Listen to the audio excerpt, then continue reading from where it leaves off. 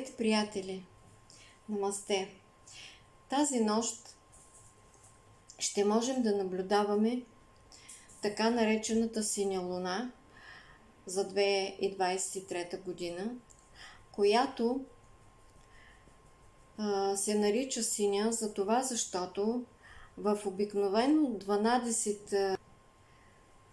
12-тия цикъл през годината се получава един 13-ти цикъл, има 13-то пълнолуние, което в случая се явява на 366 вместо 365 дни в една календарна година. Кое е интересното при това пълнолуние на 31 август, което ще се наблюдава в продължение на 2 дни, и утре и други ден, също вечерта, и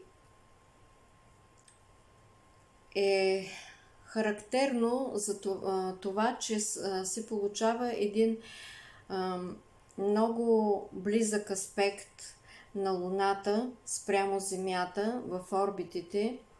Те се припокриват визуално и отражението, което дава Луната с нейната светлина, понякога наистина има леко син оттенък. Но обикновено пълнолунието в своята светлина е нормално. В случая то е по-голямо, осветеността е ярка,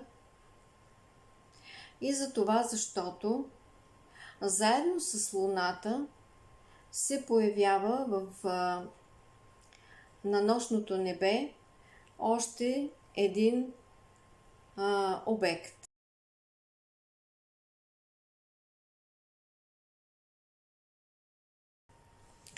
Именно в нощното небе ще може да се наблюдава и Сатурн, който визуално ще бъде разположен до спътника на Земята, Луната. И тъй като това е един газов гигант, ще се вижда малко вдясно от Луната, като съответно то е по-голямо астрономическо тяло, планета. И суперлуната ще изглежда по-ярка и по-голяма от обикновено. Първото пълнолуние беше на 1 август, а това е тази вечер, както казахме, на 31 август.